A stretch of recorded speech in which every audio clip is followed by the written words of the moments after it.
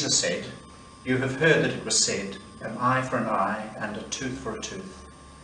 But I say to you, do not resist an evildoer. But if anyone strikes you on the right cheek, turn the other also. And if anyone wants to sue you and take your coat, give your cloak as well. And if anyone forces you to go 1 mile, go also the 2nd mile. Give to everyone who begs from you, and do not refuse anyone who wants to borrow from you. You have heard that it was said, you shall love your neighbour and hate your enemy. But I say to you, love your enemies and pray for those who persecute you, so that you may be children of your Father in heaven. For he makes his sun rise on the evil and on the good, and sends rain on the righteous and on the unrighteous. For if you love those who love you, what reward do you have?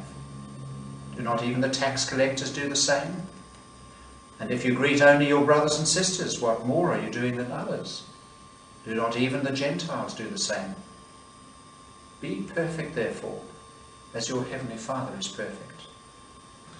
Well, Frank, this is pretty challenging stuff again. Right. And it's interesting actually, if you think of listening to talk about these days, there are not a few people who are saying an eye for an eye, a tooth for a tooth, that we should live that way again. Including some recent legislation to do 3 strikes, isn't it? It's very much part of that, yeah.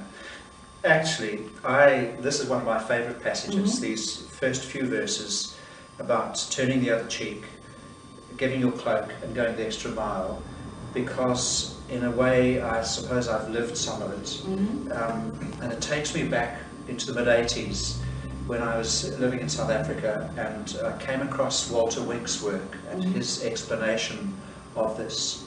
So often these passages have been used about almost battered wife syndrome. You've got to put up with it, turn the other cheek. Sort of wimpish, isn't it? Indeed. But it's not that at all. If you look at it more carefully, how do you strike somebody on the right cheek? The only way you can do it with your right hand is a backhand slap, which says, you're nothing, you're a dog, get out of my way. By turning the other cheek, you're saying, at least recognize me as a human being, as a real person. That's worth thinking about. The issue about if you sue someone for your coat, give them the cloak as well. In Jewish law at the time, you could sue someone for everything they had except their cloak, which had to be returned at night.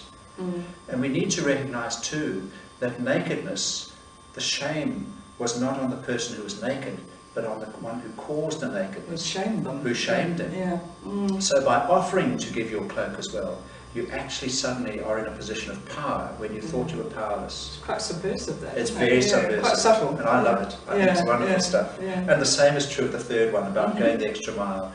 Roman law said that a Roman soldier could force any citizen, and remember this was an occupied place, so anybody could be forced to carry his pack for 1 mile.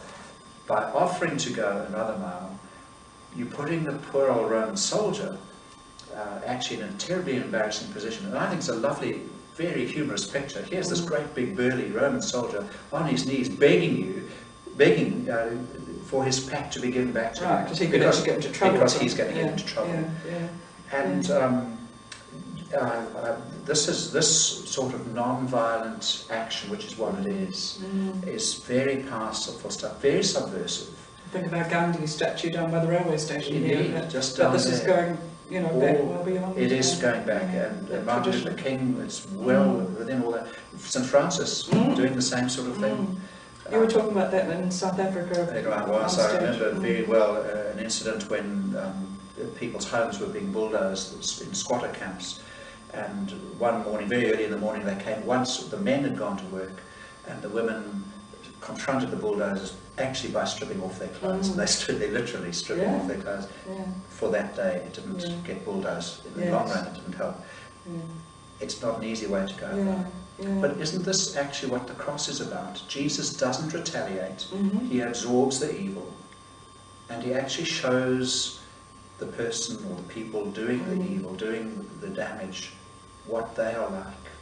And it's another way too. I think always we can get a bit hung up on that be perfect at the end, and we think again we're the goal. But it's actually this whole sense of fulfillment and Jesus showing the way to that new way of living.